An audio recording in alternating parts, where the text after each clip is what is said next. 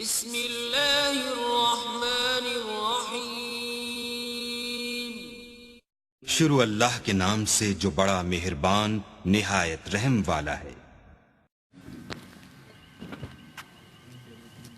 ان الحمد للہ نحمده ونستعینه ونستغفره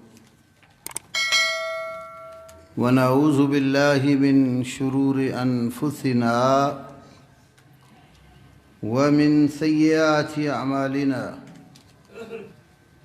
من يهده الله فلا مضل له ومن يضلل فلا هادي له وأشهد أن لا إله إلا الله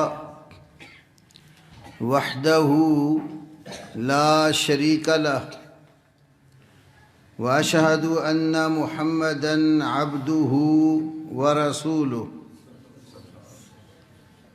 أما بعد فأعوذ بالله السميع العليم من الشيطان الرجيم من همزه ونفخه ونفثه بسم الله الرحمن الرحيم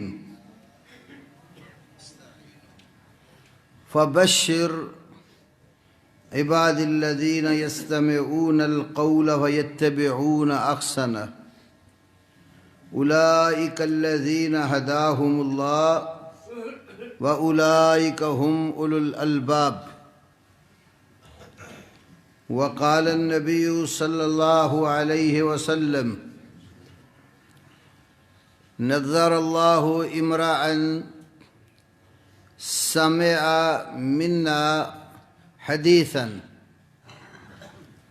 فحفظه ووعاه ثم أداه كما سمعه أو كما قال النبي صلى الله عليه وسلم رب اشرح لي صدري ويسر لي أمري واحلل عقدة من لساني يفقهوا قولي اللهم صل على محمد وعلى آل محمد كما صليت على إبراهيم وعلى آل إبراهيم إنك حميد مجيد اللهم بارك على محمد وعلى آل محمد كما باركت على إبراهيم وعلى آل إبراهيم إنك حميد مجيد۔ اللہ رب العالمین نے قرآن پاک میں سورہ زمر کے اندر ارشاد فرمایا، میرے ان بندوں کو خوشخبری سنا دو جو بات کو دھیان سے سنتے ہیں، پھر سب سے بہتر جو عمل ہے، بات ہے، اس کی اتباع کرتے، اس کے پیچھے چلتے ہیں۔ یہی وہ لوگ ہیں جن کو اللہ تعالیٰ نے ہدایت سے نوازا ہے، اور یہی وہ ہیں جو عقل والے ہیں۔ نبی صلی اللہ علیہ وسلم کا ایک ارشاد گرامی ہے جو تقریباً 70 سے زائد صحابہ کرام رضی اللہ تعالی عنہم اجمعین نے آپ صلی اللہ علیہ وسلم سے بیان کیا ہے۔ آپ نے فرمایا، اللہ تبارک و تعالی اس آدمی کے چہرے کو تر و تازہ رکھے جس نے ہماری حدیث کو سنا، پھر اس کو یاد کر لیا اور محفوظ رکھا، پھر جیسے سنا اس کو اسی طرح آگے پہنچا دیا۔ آج کا یہ درس وعظ و نصیحت سننے کے آداب کے حوالے سے منعقد کیا گیا ہے۔ تو قرآن پاک کی جو آیت کریمہ سورہ زمر کی 18 نمبر میں نے آپ کے سامنے ذکر کی ہے، اللہ رب العالمین نے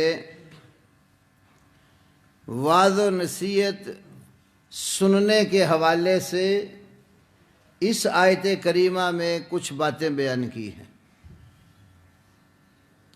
کہ میرے ان بندوں کو خوشخبری سنا دو جو یستمعون القول، قول بات، یستمعون کان لگا کر سنتے ہیں، دھیان سے سنتے ہیں۔ جب تک سامعین بات کرنے والے شخص کی بات کو دھیان سے، توجہ سے کان لگا کر نہیں سنتے، اتنی دیر تک ان کو اس بات کی نہ سمجھ آتی ہے، نہ کوئی بات یاد رہتی ہے۔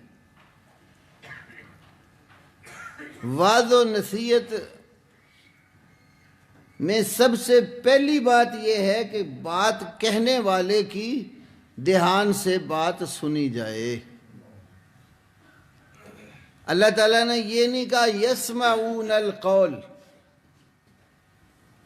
یسمعون سننا، وہ سنتے ہیں، یہ نہیں کہا، یستمعون فرمایا ہے۔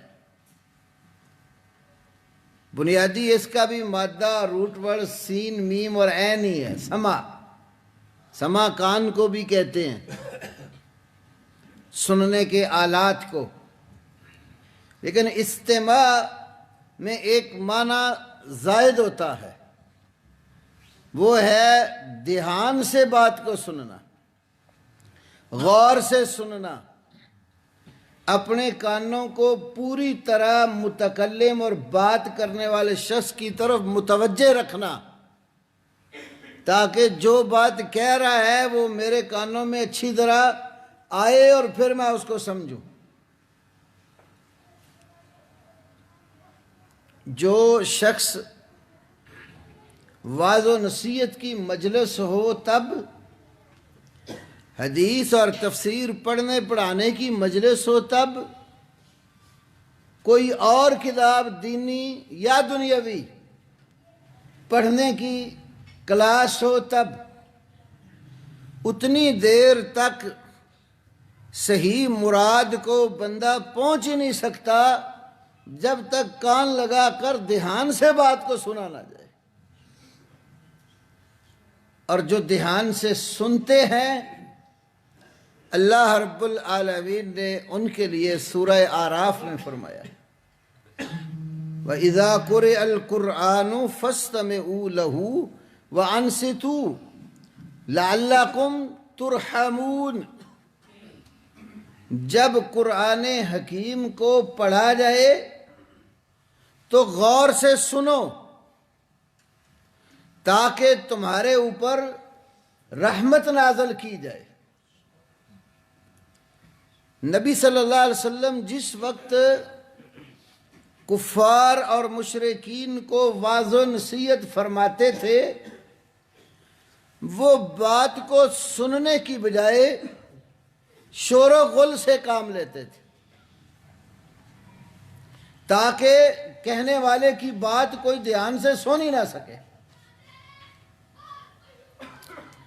اور ہم مسلمانوں میں بھی بعض اوقات ایسی صورتحال پیش آ جاتی ہے،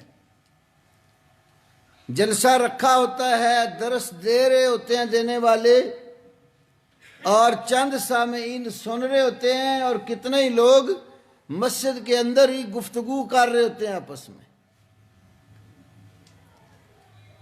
اس آیت کریمہ کا اصل منشا اور مقصود یہی ہے، جس وقت وعظ و نصیحت کیا جائے، اللہ کی آیات پڑھ کر سنائی جائیں اور سمجھائی جائیں، تو اس کو دھیان سے سننے کا حکم ہے اور خاموش رہنے کا حکم ہے۔ اور دھیان سے سننے اور خاموش رہنے سے اللہ رب العالمین کی رحمت اترتی ہے۔ لیکن کافر کیا کہتے تھے؟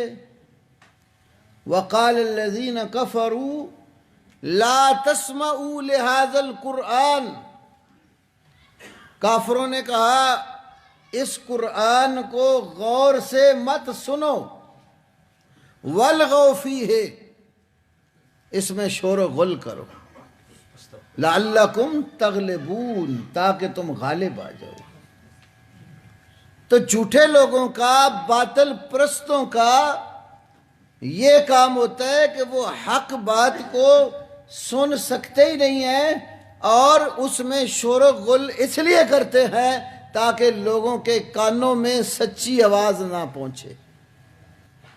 یہ جو اللہ رب العالمین نے اس آیت کریمہ کے اندر فرمایا نا کہ یستمعون القول، القول، قول عام طور پر بات کو کہتے ہیں، اور یہاں سے مراد وہ بات ہے جو بدریہ وحی اللہ رب العالمین نے نبی کریم صلی اللہ علیہ وسلم کو عطا کی، کیونکہ اللہ تعالیٰ نے قرآن پاک کے اندر القول کی خود کئی جگہ پر یہ تفسیر بیان کی ہے کہ اللہ اپنے کلام پاک کو بھی قول سے تعبیر کرتا ہے، جیسے سورہ مومنون کے اندر 68 نمبر آیت کریمہ میں اللہ نے فرمایا افلم یدبر القول، انہوں نے اس بات میں غور و فکر نہیں کیا۔ یہاں پر القول سے مراد اللہ کی وحی ہے۔ دوسری جگہ سورہ طارق میں اللہ نے فرمایا انہ لقول فصل، یہ جو اللہ کا کلام ہے یہ بڑا فیصلہ کن قول ہے۔ تو قرآن حکیم نے کئی مقامات پر وحی کو قول سے تعبیر کیا، تو حکم بھی اسی بات کا ہے کہ لوگوں تک جو بات پہنچائی جائے وہ وحی الہی والی بات ہو۔ رسول اللہ صلی اللہ علیہ وسلم کو اللہ نے کہا یا ایھا الرسول بلغ ما انزل الیک من ربک فإن لم تفعل فما بلغت رسالتہ، اے رسول بلغ، تو بات پہنچا، تبلیغ کر، کس چیز کی؟ ما انزل الیک من ربک، جو تیری طرف تیرے رب کی جانب سے نازل کی گئی ہے۔ فَإِن لَمْ تَفْعَلْ، پھر اگر تو نے ایسا نہ کیا، فَمَا بَلَّغْتَ رِسَالَتَهُ، تو نے اللہ کی رسالت اور اس کے پیغام کو نہیں پہنچایا۔ یہ آیت کریمہ بتا رہی ہے کہ لوگوں تک جو بات پہنچانی ہے، جس کے آگے بیان کرنے کا حکم ہے، وہ اللہ کی وحی ہے، اور اسے قرآن کہتا ہے انہ لقول فصل، یہ بڑی فیصلہ کن بات ہے اللہ کی۔ تو ایک تو یہ بتا دیا کہ دنیا تک جو آپ نے پیغام پہنچانا ہے وہ اللہ کی وحی کا ہے، اور دوسری بات بتا دی کہ وحی الہی کو غور سے، دھیان سے سننا چاہیے۔ تیسری بات بتائی کہ جب وحی الہی کو بیان کیا جا رہا ہو تو شور نہیں کرنا، خاموشی کے ساتھ رہنا ہے، چپکے سے بات کو سننا ہے۔ چوتھی بات فرمائی اس کو دھیان سے سنو گے اللہ رب العالمین کی رحمت کا نزول تمہارے اوپر ہوگا۔ اور پانچویں بات یہ بیان کر دی کہ وحی الہی کو جب بیان کیا جاتا ہے تو کفار منع کرتے ہیں کہ غور سے نہیں سننا، ان کا وتیرہ ساتھ بتایا کہ وہ کہتے ہیں کہ اس میں شور و غل کیا کرو، قرآن کی بات، وحی کی بات لوگوں کی کانوں تک نہ پہنچے۔ اور اس کا نتیجہ وہ سمجھتے تھے کہ جب اللہ کی وحی کو بیان کیا جا رہا ہو تم شور و غل سے کام لوگے، تمہاری بات اوپر آ جائے گی، غالب آ جائے گی۔ اور باطل پرست ہمیشہ شور شرابہ کر کے اپنی بات کو اونچا کرنے کی کوشش کرتے ہیں۔ حق بات کو اس چیز کی ضرورت نہیں ہوتی۔ سچی بات میں اتنا وزن اور اتنی قوت ہوتی ہے کہ وہ اپنی سچائی کے بل بوتے پر اپنی بات، اس بات کا اثر ہوتا ہے اور اس کو لوگ مانتے ہیں۔ زبردستی حق بات کو دبایا قطعاً نہیں جا سکتا۔ تو پہلا زینہ ہے کتاب و سنت سے نصیحت حاصل کرنے کا، اس کو دھیان سے سنا جائے۔ سننے کے ساتھ دوسرا کام اس کو سمجھنا۔ امام سفیان ابن عیینہ رحمہ اللہ کا ایک بڑا مشہور قول ہے، وہ فرماتے ہیں اول العلم حسن الاستماع۔ علم حاصل کرنے کی جو پہلی اساس اور بنیاد ہے وہ ہے حسن الاستماع، غور سے اچھے طریقے سے سننا۔ اور دوسری بات کہتے ہیں ثم الفہم، سننے کے ساتھ پھر سمجھنا ہے۔ یہ سمجھ اللہ کا بہت بڑا انعام ہے جس کو اللہ عطا کر دے۔ امام بخاری رحمہ اللہ نے صحیح بخاری میں کتاب العلم میں امیر معاویہ رضی اللہ تعالی عنہ کے حوالے سے حدیث بیان کی ہے۔ رسول اللہ صلی اللہ علیہ وسلم نے فرمایا من یرد اللہ بہ خیرا یفقہہ فی الدین، اللہ تعالی جس کے ساتھ خیر اور بلائی کا ارادہ کر لیتا ہے اس کو دین کی فقاہت اور سمجھ بوجھ عطا فرماتا ہے۔ یہ دین سمجھنے والا شخص سمجھو کہ اللہ نے اس کے ساتھ خیر کا ارادہ رکھا ہوا ہے۔ تو وہ لوگ بڑے خوش نصیب ہیں جو دین کی بات دھیان سے سنتے اور سمجھتے ہیں۔ اور سمجھنے کی جب انسان کوشش کرتا ہے تو اللہ رب العالمین اس کے لیے آسانی پیدا کرتے اور اس کو بات سمجھا دیتا۔ اور وہی اللہ کی ہے ہی ایسی جو سمجھ میں آنے والی ہے۔ وہی اللہ کی کتاب اور سنت ایسی چیز نہیں ہے جو انسان کی سمجھ میں آنے والی نہ ہو۔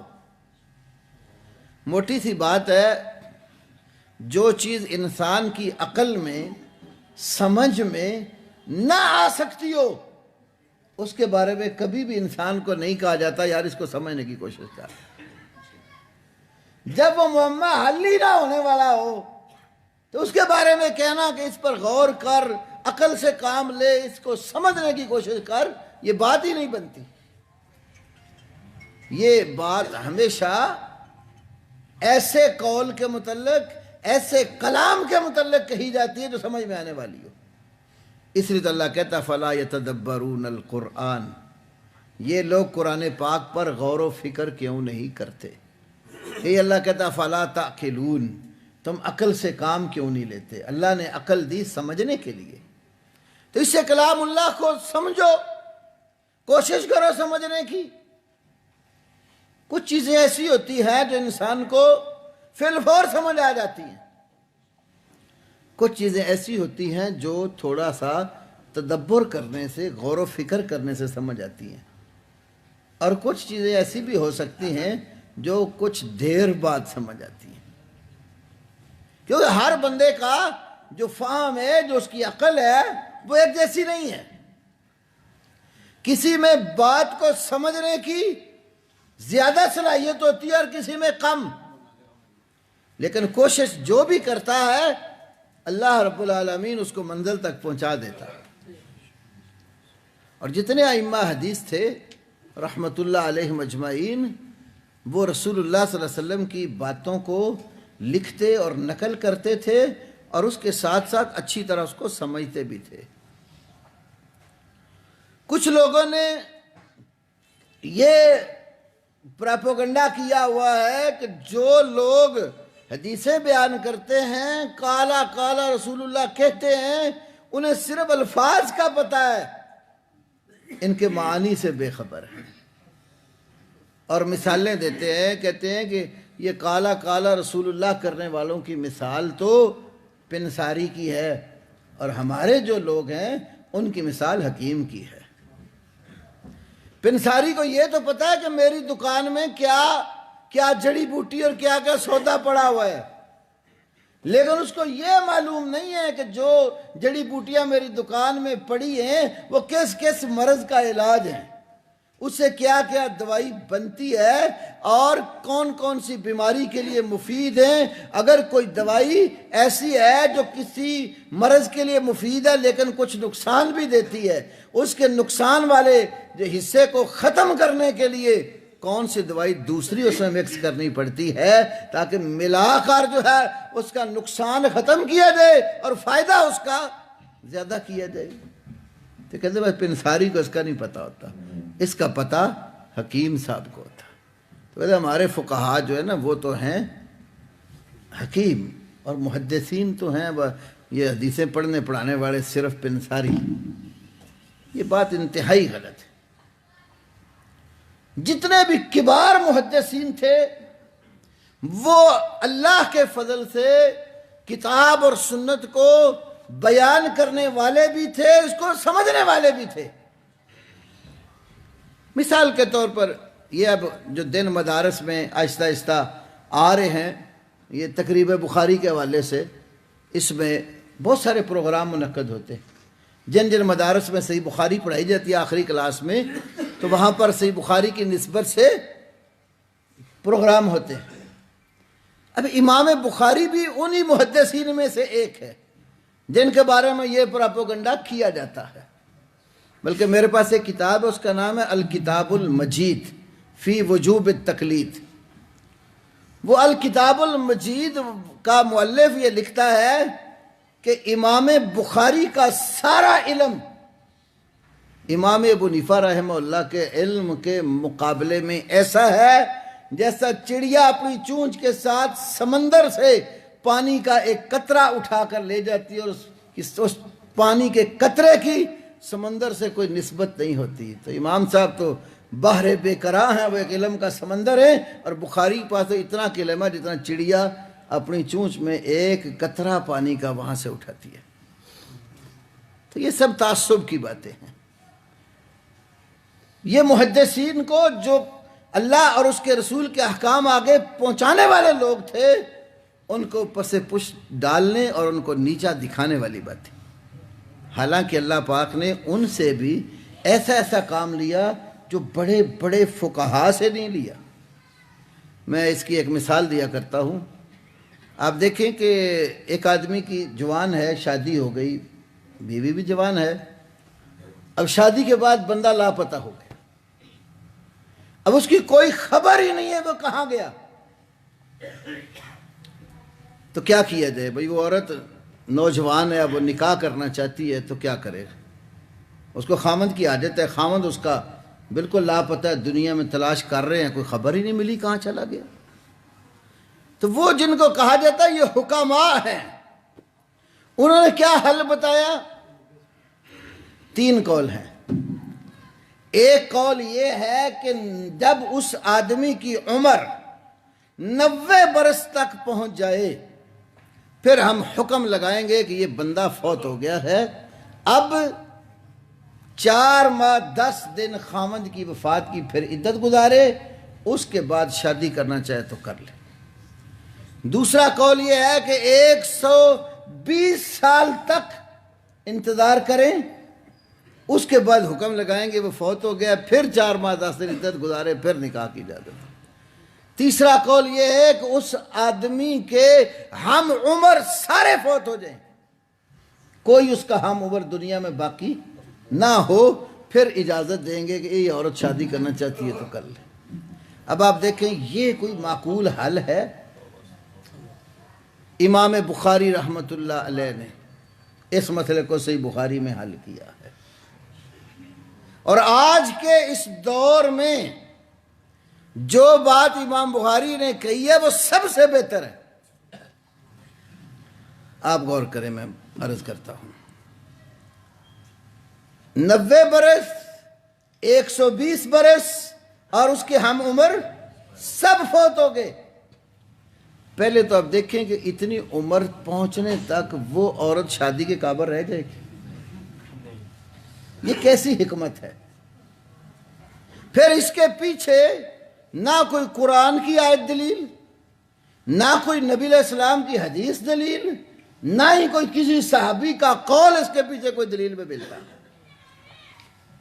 ہاں، بعد میں جو دوسرے لوگ انہی کے آئے تو انہوں نے کہا کہ اس مسئلے میں ہمارے حکامات تو کچھ نہیں حل کر سکے، چلو مالکیوں کے گھر چلتے ہیں اور امام مالک کے قول پر فتویٰ دے دیتے ہیں۔ باقاعدہ کتاب لکھی گئی، اس کا نام ہے الحیلۃ الناجزہ۔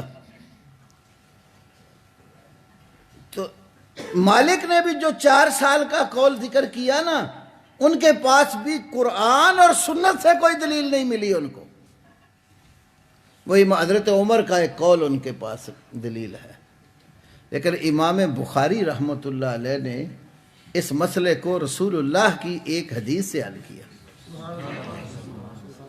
امام ذہبی رحمۃ اللہ علیہ نے سیر اعلام النبلاء میں لکھا کہ امام بخاری فرماتے ہیں، ان کا کاتب وراق ان سے یہ بات نقل کرتا ہے، امام بخاری کہتے ہیں کہ ہر وہ مسئلہ جس کی انسان کو حاجت اور ضرورت ہے وہ کتاب اور سنت میں موجود ہے۔ ان کا شاگرد ان سے کہتا ہے، امام صاحب کیا یہ ممکن ہے؟ امام بخاری فرماتے ہیں، ہاں یہ ممکن ہے۔ دیکھیں اب کیسے حل کرتے ہیں۔ امام بخاری رحمہ اللہ فرماتے ہیں کہ 1 سال تک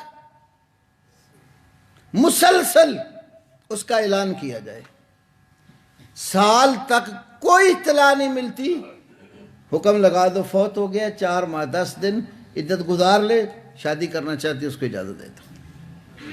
دلیل کیا ہے؟ لقطہ والی حدیث۔ لقطہ کہتے ہیں کوئی گری ہوئی چیز ملے تو اس کا پھر شریعت نے کہا اعلان کرو۔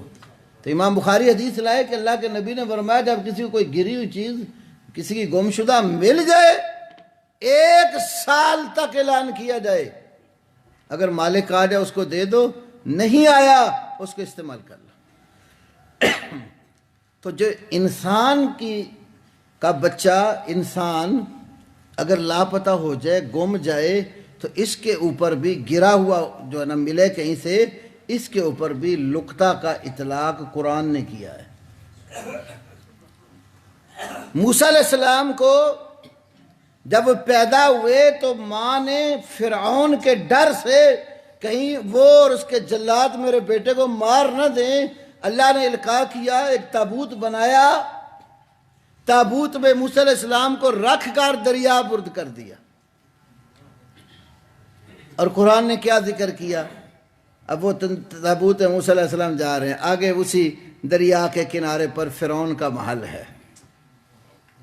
فَالْتَقَطَهُ آلُ فِرْعَوْنَ، فَالْتَقَطَ، لقطہ بنا لیا، گرا ہوا بچہ اٹھا لیا فرعون کے گھر والوں نے۔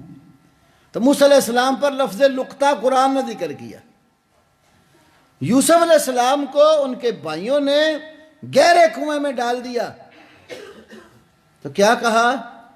چلو قتل نہیں کرتے، اس کو یہاں پھینک دیتے ہیں، یلتقطہ بعض السیارہ، یلتقطہ بعض السیارہ، کوئی قافلے والے آئیں گے اس کو اٹھا کے لے جائیں۔ تو گرا ہوا انسان ملے تو اس کے اوپر بھی لقطہ کا اطلاق قرآن نے کیا ہے۔ تو امام بخاری کا استدلال یہ ہے کہ جب انسان کے اوپر بھی لقطے کا اطلاق ہوتا ہے تو لقطہ کی مدت نبی پاک صلی اللہ علیہ وسلم نے 1 سال بتائی۔ اور آج کے اس دور میں اگر دیکھا جائے تو اب دیکھیں یہ social media, electronic media, print media کتنا ترقی کر چکا ہے کہ چند سیکنڈوں میں ایک خبر دنیا کے دور دراز کونے تک پہنچ جاتی ہے۔ اور اگر یہ میڈیا پورا سال استعمال ہوتا رہے، مسلسل خبر جو ہے وہ شائع ہوتی رہے تو دنیا کا کوئی ایسا خطہ نہیں رہے گا جہاں پر یہ خبر نشر نہ ہو. تو پھر بھی نہیں پتہ چلا تو اب حکم لگا دو، فوت ہو گیا تو نکاح کرنا چاہتی ہے تو کر لے. اور ہمارے ملک کی اسلامی نظریاتی کونسل نے بھی یہ قانون بطور سفارش ایک دفعہ پاس کر کے اسمبلی میں دیا. مولانا شاہد اللہ قصری حفظہ اللہ ہماری جماعت کے بڑے عظیم محدث اور عالم ہیں، میں نے خود ان سے یہ بات سنی. وہ اسلامی نظریاتی کونسل کے ممبر تھے، تو کونسل کا اجلاس ہوا، اس وقت مفتی تقی عثمانی صاحب چیئرمین تھے. یہی زوجہ مفقود الخبر والا مسئلہ آ گیا. وہ سارے حنفی علماء یہ کہنے لگے کہ اس مسئلے میں امام مالک والا جو قول ہے وہ قانون میں پیش کیا جائے. کسی نے کہا کہ ہماری فقہ کا مسئلہ پیش کرو. ویسے تو بات تو پھر وہ ہمارے بھائی کہتے ہیں نا فتاوی عالمگیری نافذ کرتے. اس مسئلے میں کسی نے نہ عالمگیری، نہ در مختار، نہ ہدایہ، نہ قدوری کسی کا دیا. انہوں نے کہا امام مالک کے قول پر فتویٰ دے دیں. مولا اسری صاحب کہتے ہیں میں نے کہا مفتی صاحب ایک اور قول بھی ہے 1 سال والا. کہتے ہیں وہ کہاں ہے؟ کہتے ہیں بخاری میں ہے. مفتی صاحب کہہ رہے ہیں بخاری منگوائیں؟ کہتے ہیں منگواؤ. بخاری منگوائی تو مولانا کہتے ہیں میں نے وہ کھول کے آگے رکھ دی. اور ساتھ میں نے یہ کہا کہ آج کے دور میں اب دیکھیں میڈیا کتنا ترقی کر چکے ہیں، 1 سال میں یہ اطلاع بڑی دور دراز تک جا سکتی ہے. تو اس لیے یہ قول جو ہے یہ اس لیے بھی زیادہ مناسب ہے. 4 سال والے قول اور باقی جو اقوال ہیں ان کی پشت پر کوئی شرعی دلیل نہیں ہے. تو امام بخاری نے یہ مسئلہ رسول اللہ کی حدیث سے حل کر کے دیا ہے. تو اس کی پشت پر شرعی دلیل موجود ہے. تو تقی عثمانی صاحب کہنا ٹھیک ہے مولانا یہی سفارش کرتے ہیں کہ یہی قانون بنے. تو ہر مسئلہ کتاب اور سنت میں ہے تو اس کو غور سے سن کر سمجھنے کی ضرورت ہے. تو یہ فہم اللہ نے ائمہ حدیث کو بخوبی عطا کیا. ایک ایک حدیث کو کئی بار اپنی کتاب میں ذکر کرتے ہیں اور ہر بار نیا مسئلہ اس حدیث سے نکالتے ہیں. تو یہ پنساری تو نہیں نہ کر سکتا کہ ایک حدیث کو صحیح بخاری میں 35 دفعہ ذکر کیا گیا ہو اور اس کے اوپر 22 باب باندھے گئے ہوں، 28 29 اساتذہ سے اس کو نقل کیا گیا ایک ہی کتاب کے اندر. تو اتنے باب جب ایک حدیث پر باندھتے ہر باب ایک نیا مسئلہ. امام بخاری کی اس طرح بہت ساری مثالیں ہیں صحیح بخاری میں.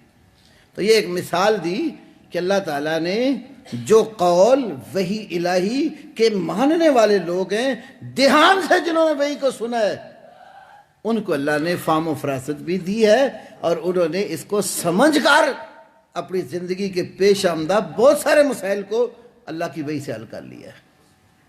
تو یہ دوسری بات ہے کہ فہم، تو فہم تبھی نصیب ہوگا جب پہلے کانوں کو دھیان سے لگایا جائے اور غور سے سنا جائے، پھر اس کو سمجھا جائے. سمجھنے کے بعد اگلی بات ہے تیسری، اس چیز کو حفظ کرنا. ایک ہے حفظ کرنا، ایک ہے حفظ رکھنا. یاد کرنا اور یاد رکھنا اس میں فرق ہے. ہمارے آپ دیکھتے ہیں اب رمضان کا سیزن قریب اور بڑے حافظ آپ کو ملیں گے، پورا سال قرآن پاک کی منزل نکالنے والے نہیں ہوں گے. کئی مسجد مل جائے تراویحیں پڑھانے کے لیے تو پھر رمضان کے قریب جا کر حافظ صاحب کی منزل سٹارٹ ہو جاتی ہے. اور کوئی آیت پوچھ لو تو وہ کہتے ہیں جی 2-3 آیتیں ذرا پیچھے پڑھ کے بتاؤ نا، پھر میں بتاتا ہوں. بھائی اتنا اگر کسی پوچھنے والے کو پتہ ہوتا تو آپ سے پوچھنے کی کیا ضرورت ہے؟ ہیں حفاظ لیکن وہ یاد نہیں ہے. اللہ رب العالمین نے جن لوگوں سے دین کا کام لیا، جنہوں نے غور سے سنا اور سمجھا، اللہ نے قوت حفظ بھی کمال کا عطا کیا. انہوں نے دین کو محفوظ کیا. اور اللہ کے نبی کی جو حدیث میں نے آپ کو سنائی نا، اس میں یہ ہے نظر اللہ عمران، اس بندے کو اللہ تر و تازہ رکھے، سامع منا حدیثاً، جس نے ہم سے حدیث سنی. سامع پہلے کا سنی، فحافظہ، اس کو یاد کیا، ووعاہ، اس کو محفوظ رکھا. وعاء، عربی زبان میں تھیلے کو کہتے ہیں جس میں چیز رکھ کر تسمہ بند کر کے محفوظ کر دیا جاتا ہے، اور جب ضرورت پڑتی ہے تسمہ کھولو تو وہ چیز باہر نکال لیتے ہیں۔ تو آپ نے سنا بھی یاد بھی رکھا، وہ سامع بھی ہے واعی بھی ہے، دین کی بات سنتا بھی ہے یاد رکھتا بھی ہے۔ تو جن سے اللہ نے یہ کام لیا نا، اللہ نے بڑے بڑے حافظے دیے۔ رسول اللہ صلی اللہ علیہ وسلم کی حدیث کے حافظوں میں سے ایک حافظ ہیں سب سے بڑے، حضرت ابو ہریرہ رضی اللہ تعالی عنہ۔ ان کے بارے میں حدیث میں آتا ہے کہ بعض صحابہ کہنے لگے کہ ابو ہریرہ حدیثیں بہت بیان کرتے ہیں۔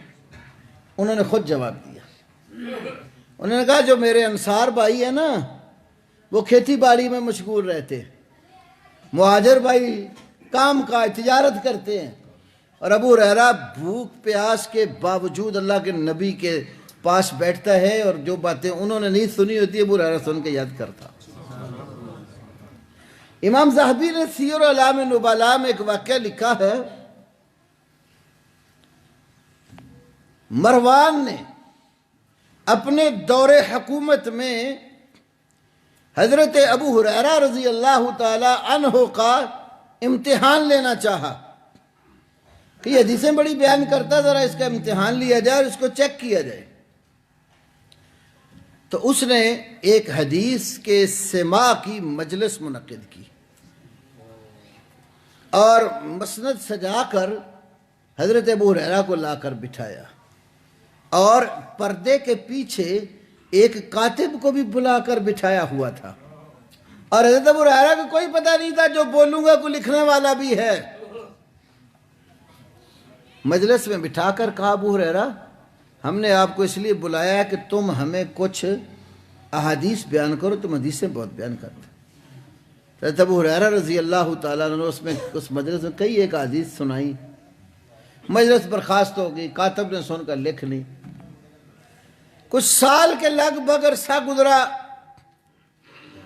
مروان نے دوبارہ مجلس منعقد کی اور حضرت ابو ہریرہ کو لا بٹھایا رضی اللہ تعالیٰ عنہ، اور وہ کاتب جو جس نے پچھلی دفعہ لکھی تھی نا اس کو بھی پردے کے پیچھے لا بٹھایا۔ اس دفعہ بھی حضرت ابو ہریرہ کو نہیں پتا کوئی کاتب پیچھے بیٹھا ہوا ہے۔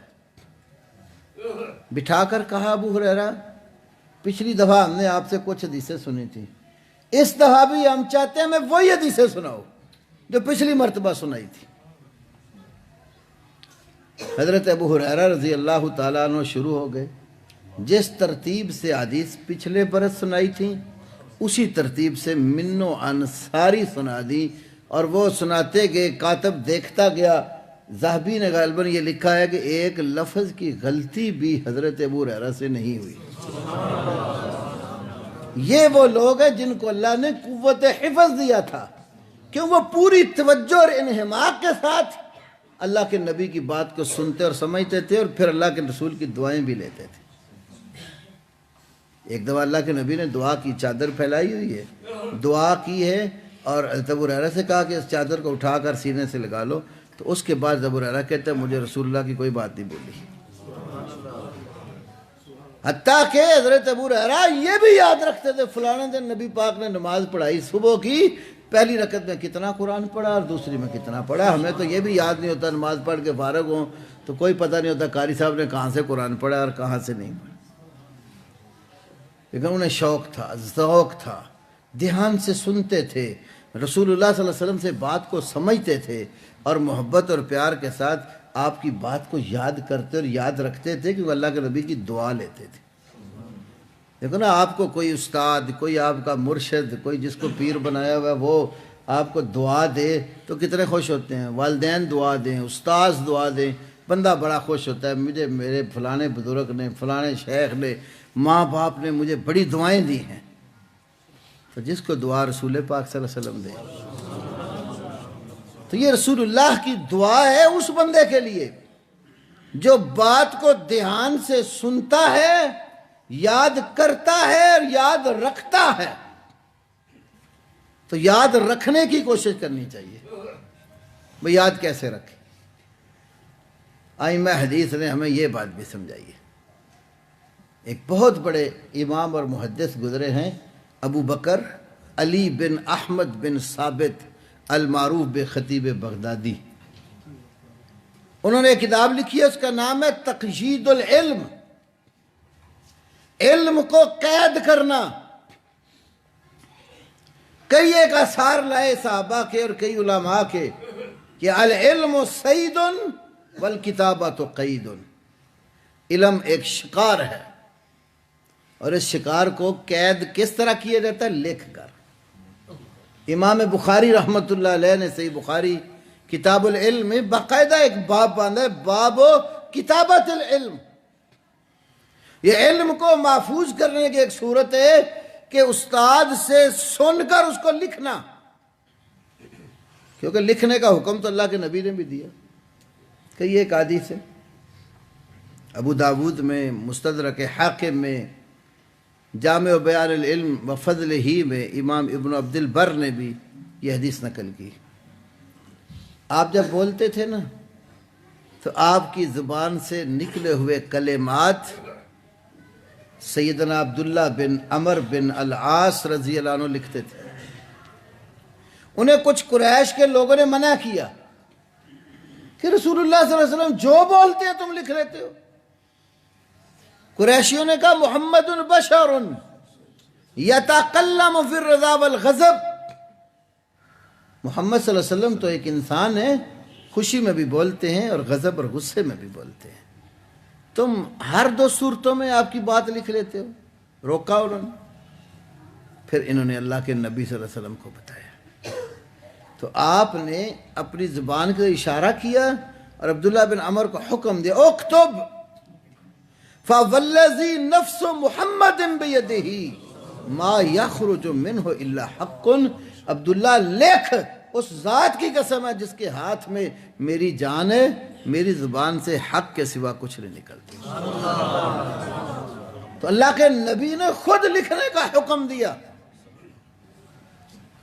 تو امام بخاری نے باب باندھا، باب و کتابت العلم۔ اچھا، پھر اس کی محدثین نے کئی شرائط بھی لگا دی۔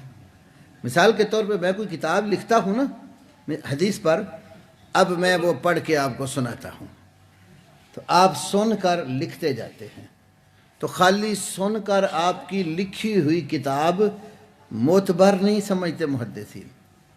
کتنی احتیاط کرتے ہیں، وہ کہتے ہیں جو لکھی ہے نا استاد سے سن کر، اس لکھے ہوئے کو جو استاد نے اپنے ہاتھوں سے لکھی ہوئی ہے نا اس کے ساتھ مقابلہ کرو، تاکہ کوئی غلطی آپ کی کتابت میں نہ ہو۔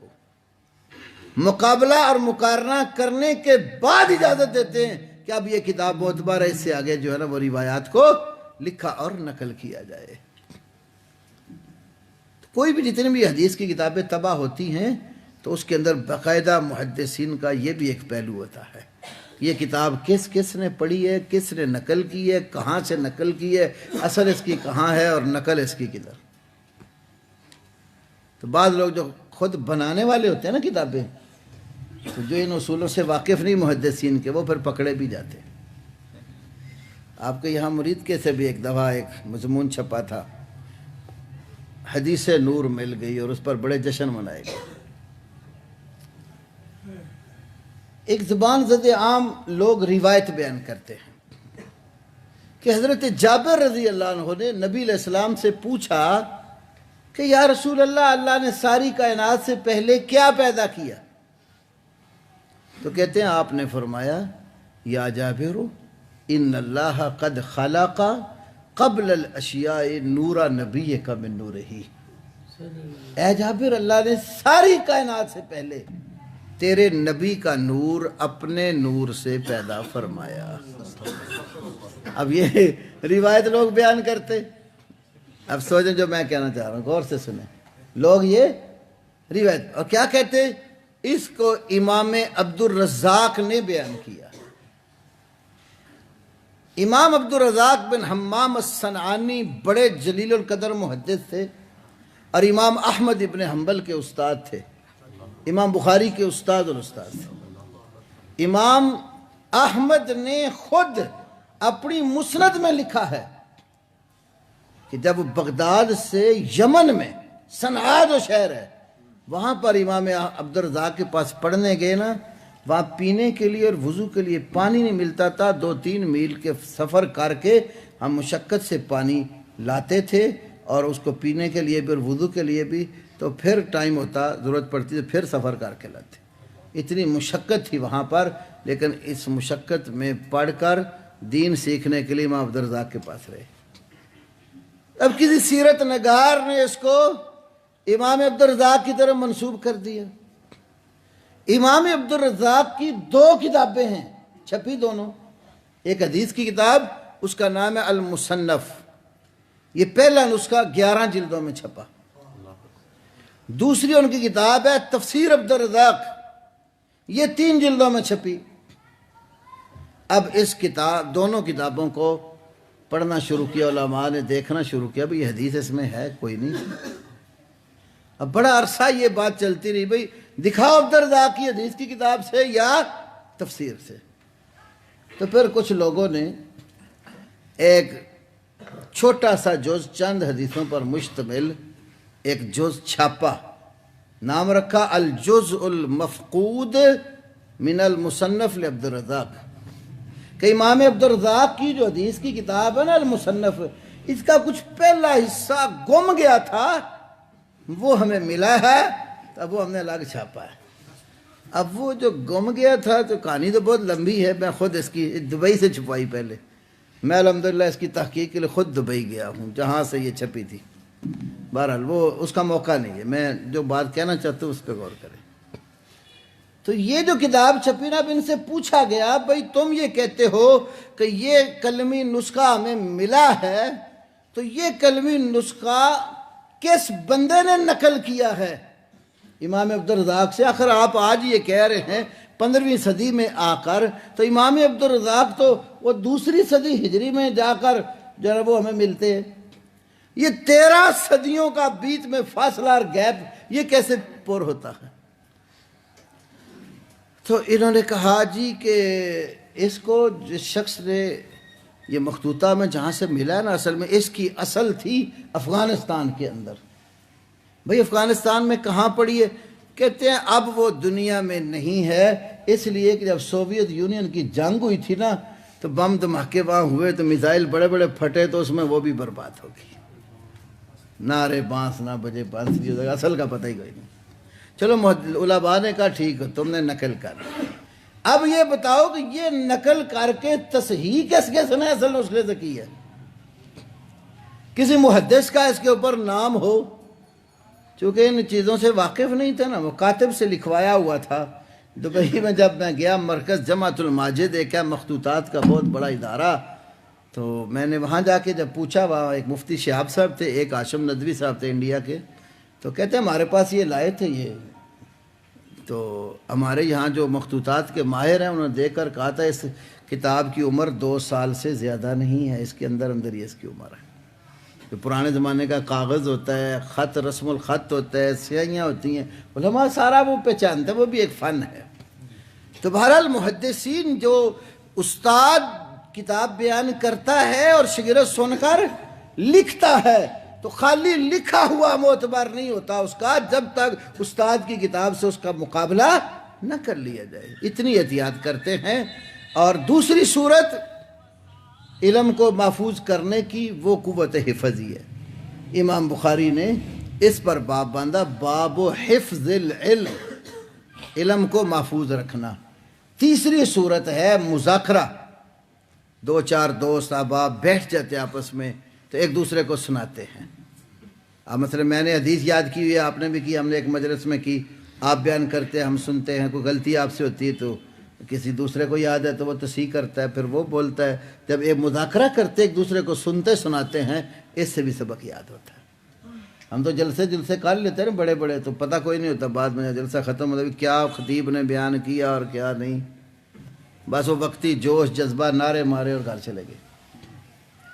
میرے بھائیوں، ان دروس کے منعقد کرنے کا مقصود دین کا فہم اور علم کو سیو کرنا بھی ہوتا ہے، تو باتیں یاد رکھنے کی صورت پیدا کی جائے، اور اس کی یہ ایک بہترین شکل ہے۔ مثلا بھی آپ نے سنی، جو باتیں آپ کو یاد رہ گئیں، آپ اپنے گھر جائیں گے نا جب، تو جو گھر کے افراد نہیں ہیں تو ان میں بیٹھ کر اور جو دنیا کی باتیں کرنی ہیں، یار میں مسجد میں گیا تھا، میں نے وہاں پر یہ باتیں سنی ہے کہ دین سمجھنا ہو تو سننا چاہیے دھیان سے، پھر اس کو جو ہے نا وہی سمجھنا چاہیے، پھر اس کو یاد کرنا چاہیے، پھر یاد رکھنا چاہیے، یاد رکھنے کے لیے لکھنا چاہیے، اس کے لیے اپنے حافظے کو کام میں لانا چاہیے۔ یہ چھوٹی چھوٹی باتیں آپ یاد کریں گے تو وہ آہستہ آہستہ آپ کے دماغ میں بیٹھ جائیں گی۔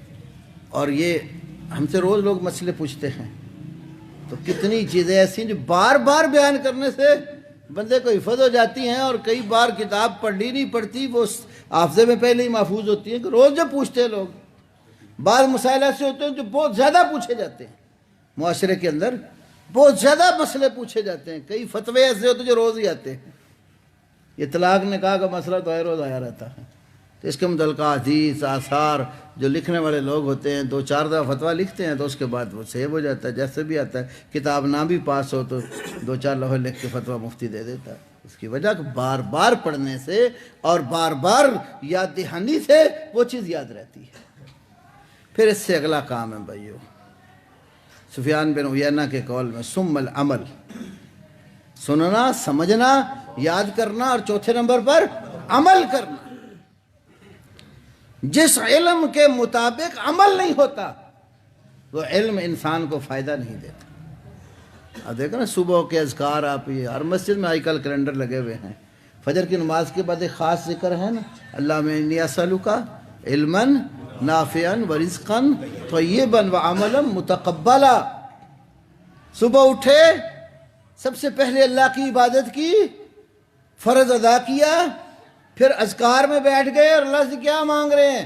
اللہم انی اسألک علما نافعا، اے میرے اللہ میں تجھ سے نفع بخش علم کا سوال کرتا ہوں، ورزقا طیبا، پاک روزی مانگتا ہوں، وعملا متقبلا، اور قبول کرنے والا، قبول کیا ہوا تیرے ہاں عمل وہ مانگتا ہوں۔ تو یہ سننے والے شخص کو چیزیں یاد کرنی ہیں، اور یاد کرنے کا مقصد کیا ہے؟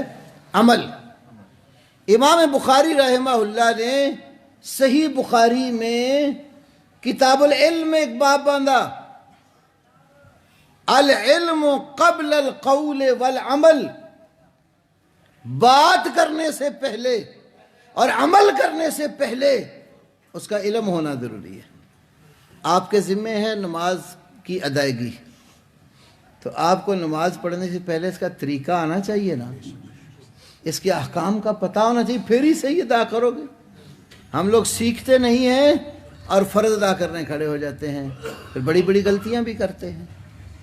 تو سیکھنا، سمجھنا، علم حاصل کرنا، یہ بات کرنے اور کام کرنے سے پہلے ہونا ضروری ہے۔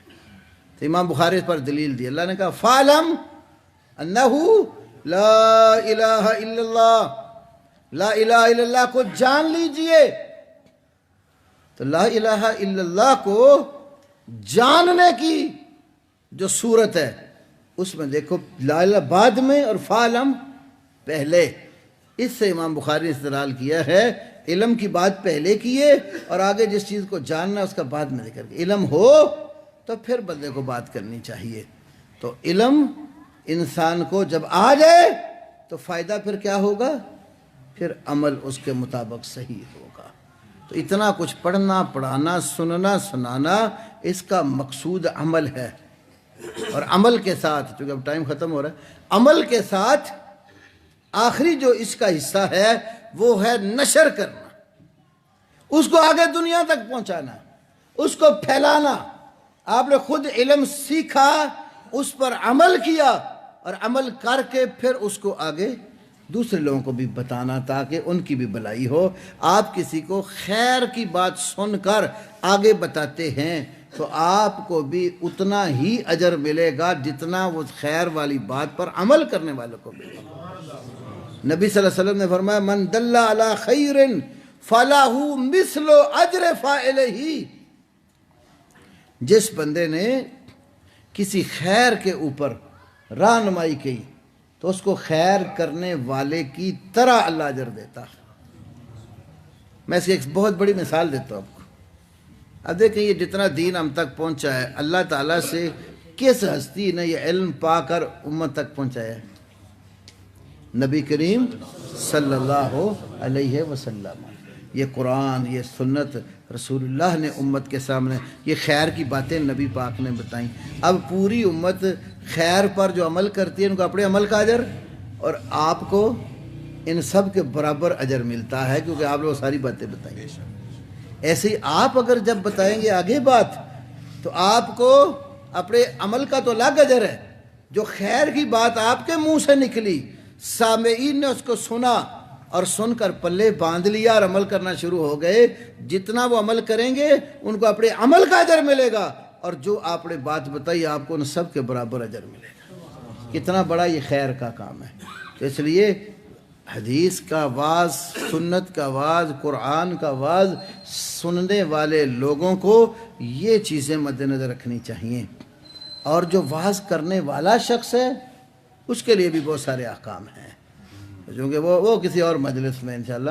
آج میں نے آپ کے سامنے صرف یہ نکتہ رکھا ہے کہ قرآن اور سنت کی مجلس میں جب آپ آ جاتے ہیں سننے کے لیے سامعین بن کر، تو آپ کے ذمہ یہ ہے، نمبر 1 بات کو دھیان سے سننا، نمبر 2 اس کو سمجھنا، نمبر 3 اس کو یاد کرنا، نمبر 4 اس کو یاد رکھنا. پھر یاد رکھنے کی مختلف صورتیں ہیں. نمبر 5 اس کے اوپر عمل کرنا، اور نمبر 6 اس کو دنیا میں پھیلانا اور نشر کرنا. یہ وہ 6 نمبر نہیں ہیں جو ہمارے تبلیغ والے بھائی آتے ہیں ذکر کرتے ہیں. یہ اس میں بہت سارے، اس میں بھی بڑی ساری چیزوں کا اضافہ ہو جاتا ہے. یہ لازمی طور پر 6 چیزیں ہر سامع کو، ہر شاگرد کو، ہر خطبہ سننے والے فرد کو یہ چیزیں مد نظر رکھنی چاہیے. اگر یہ چیزیں مد نظر رکھیں گے تو آپ واعظ سے صحیح معنوں میں مستفید ہو سکیں گے. ہم اگر کبار محدثین کے حالات زندگی دیکھیں یا صحابہ کے حالات دیکھیں تو ہمیں اس میں بہت ساری چیزیں ملتی ہیں. اتنا دھیان سے سنتے تھے، مجلس میں کوئی شور شرابہ نہیں.